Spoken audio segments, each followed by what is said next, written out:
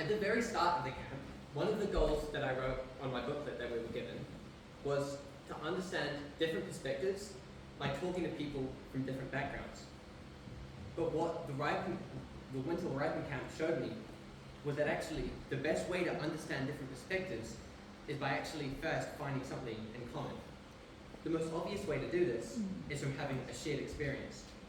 And by having to work together to complete a task that required our full attention, it became much easier to share our own experience of how it went and understand the perspective of others. At the very least, we had that in common.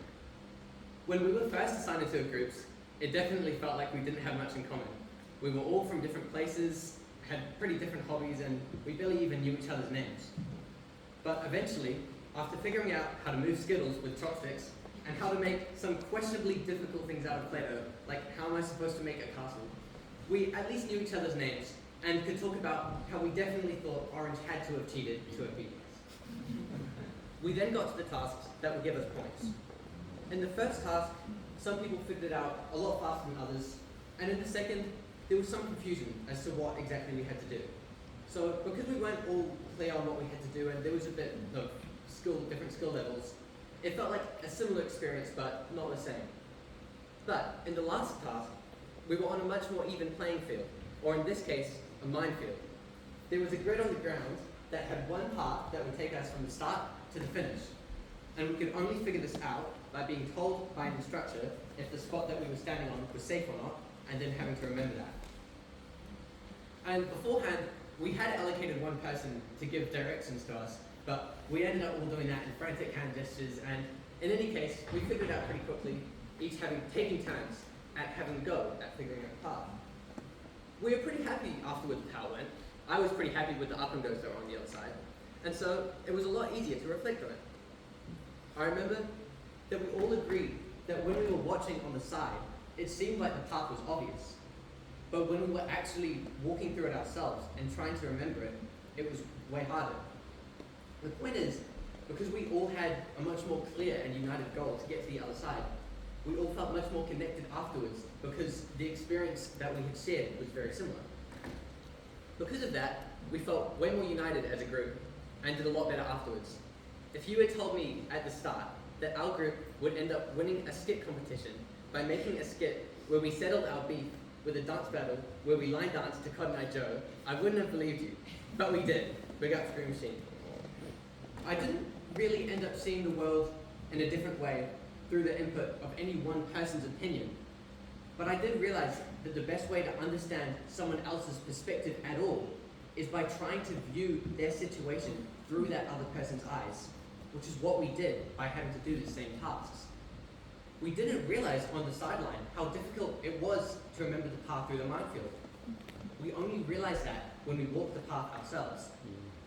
We might not be able to do that exactly in the path of life, if you will, but if we seek to, at the very least, listen to the knowledge of others, we are much closer to being able to see the world through their view. In the words of that song by Supergroove, you have to know to understand.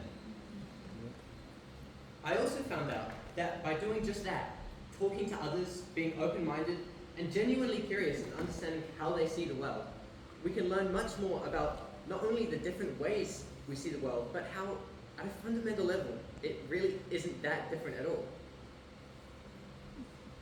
On the second night, me and one other moved to another cabin as there was a new person that had arrived late. We started talking about how we felt in general about the camp, as we still had that in common, like how it's usually pretty easy to talk to someone in a new class at school, as regardless of anything else, you still go to the same school.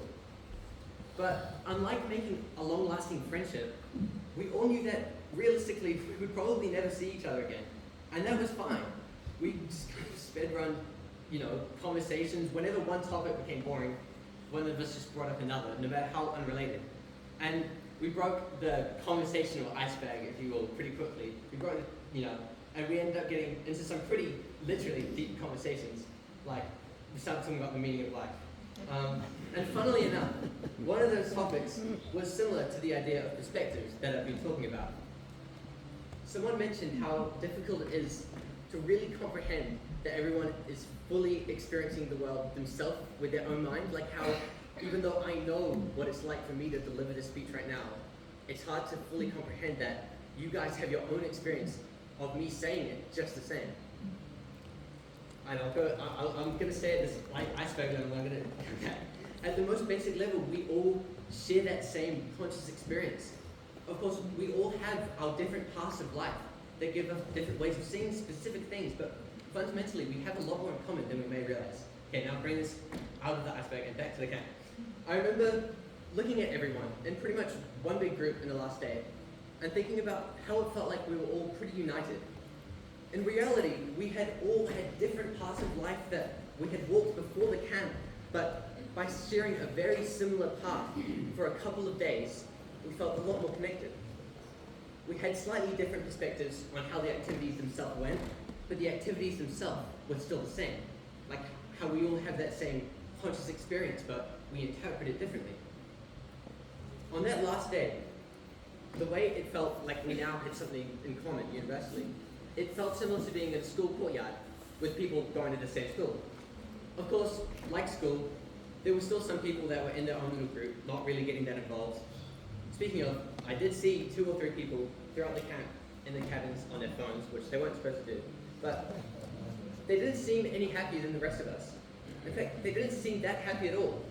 They seemed distant, they weren't really that involved in the activities, and they probably didn't really feel that same united experience by connecting with others.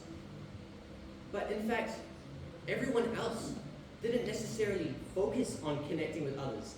It just happened naturally. And I think that's human nature, that we need to, bond with others to survive. We probably wouldn't have made it this far as a species otherwise, right?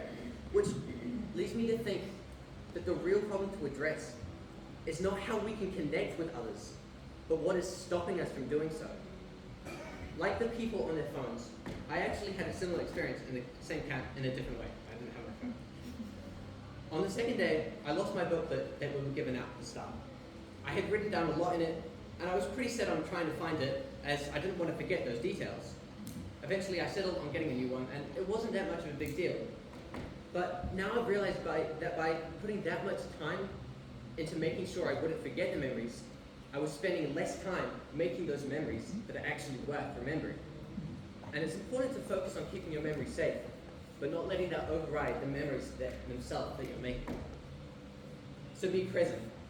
Focus on making the most out of now, so that you have a life worth remembering later.